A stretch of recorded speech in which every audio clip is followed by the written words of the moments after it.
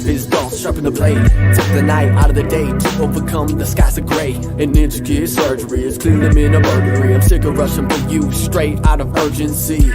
Increasing emotions of burgundy, purposely to develop like a photograph. Tiptoe carefully, weary of the aftermath. When the future is a dodge or dash, critical crash, race for cash with death of a paper breath. Yes, a saber. Staying happy has turned into an intense labor. Harbor the anger to configure and release. Will at least renew, and now take that turns black and the blue. To record another sketch cover for Angel's Blood 0. This one should be a companion to the previous one I did, where I had a character in the foreground, a character in the background, but I'm making it up as I go, so let's see how this rocks. Starting with basic face or head shape, and turn my music down. Got a little bit of shadow on my page here. Sorry, my camera's not set up right, so I got shadows going on. Hopefully you'll see it better in the final. So I want to do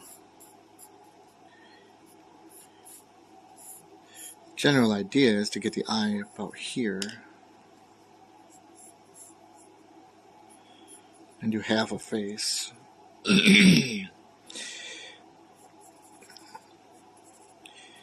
Don't have a ton in the way of commentary for this one,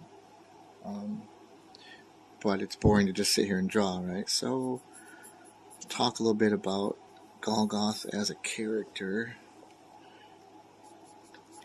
For demons, I've always been a big fan of the blank eyes, but for Golgoth, we walked a fine line with doing what's expected for your typical demon design, and so that it identifies immediately as a demon and not just a monster or a creature. We wanted it to look very typically like it definitely came from the bowels of hell, but at the same time we wanted something unique. So we took elements from a lot of different things and made sure that we were balancing that. So back to my point, blank eyes are pretty typical for a monster or a demon, but what I did was also I added shading. So you don't see it a lot in the black and white version of the book because there's not a lot of room for this, but if you ever zoom in on it, you'll see that the cross hatching and shading will show that he does have a pupil, but what he has is a white pupil, and it's not a defined round circle.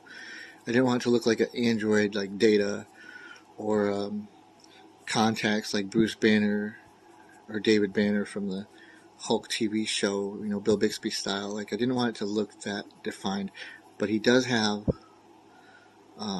in the book they're red, and this will be black and white because it's a sketch. So the eye has very deliberate shading. Okay, so slight interruption there, and then I may have accidentally jostled my camera and stopped the video. So if in case I don't get to mix these videos up, I was talking about the eye, and on Golgoth the eye has a reverse kind of pupil, so it's white in the center and then it gradiates to a dark background. Now in the book, in the comic, it's red in color, but here this is a pencil sketch, so it's going to be just shaded in gray, but that should be a red eye with a white pupil and not a defined pupil, just a simple pupil. So this sketch is already in progress. I gave Golgoth really high, tight cheekbones, very sharp, very emaciated. There's no cheeseburgers in hell, so he's got like zero body fat. So his muscles, where there are muscles, should be kind of tight, and really anywhere that a regular person would have body fat, there is none. He does have a F-ton of wrinkles. See, I almost cursed. I'm not sure who's watching this, so I'm not going to say too many bad words. A lot of details, a lot of wrinkles. His skin is dry and leathery because he's from hell. He's a demon, of course, so we're going to give him... Now, this was something that Mike didn't want, when we designed him, we talked about fangs, and didn't want to go with like typical vampire fangs. So we went with more of a dog or a wolf underbite fang. I thought that looked like something I hadn't seen a lot of in demons. So we went like that. We're not going to see a lot of it here. The crown of horns is my favorite thing. These protruding horns. There are 3 of them. 1 in the front, 1 in the back, and 2 on the sides here. I always have to make sure I follow the curve of the head. Sometimes I don't, and then it looks like the horns are just sticking out in the wrong places.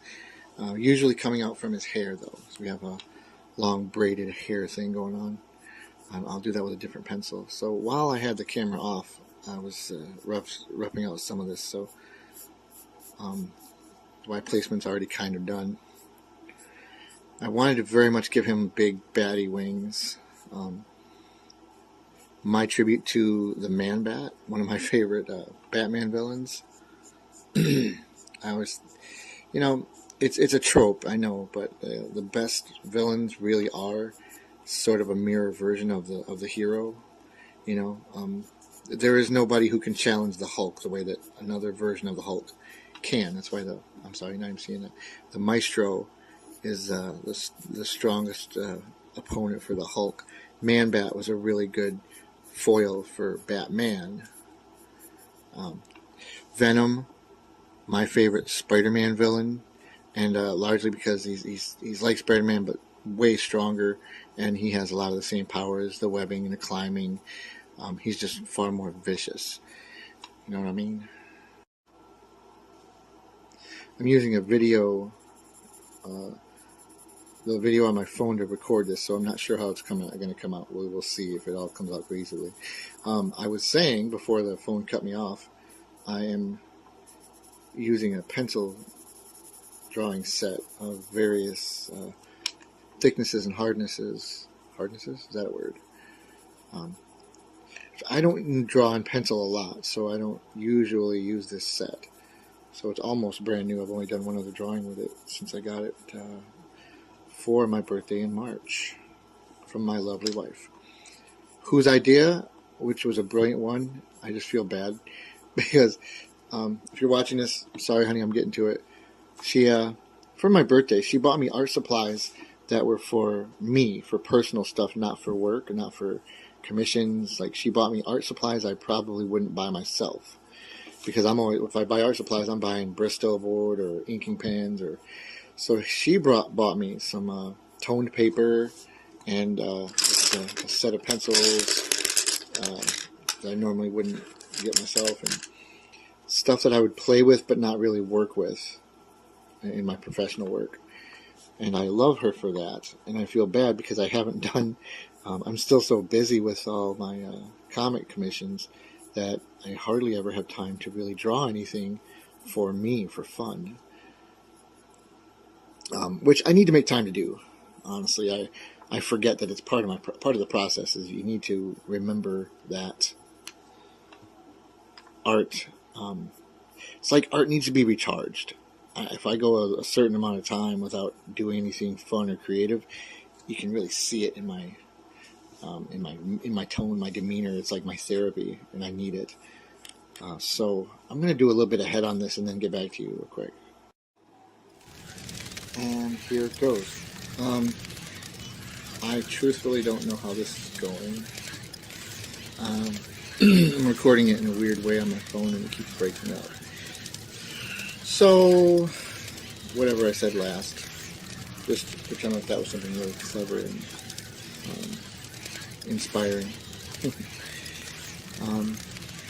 So, Father Miller, as I've mentioned a bunch of times, was inspired visually to me by Alan Rickman, younger Alan Rickman, not younger in like a young man like Yippee-Ki-Yay days, but more before Harry Potter, and when he was in the movie Dogma. The look and hairstyle and his age and features seemed to really fit what we were going for at the time. So Father Miller ends up being the weathered, rough, reluctant hero of our story.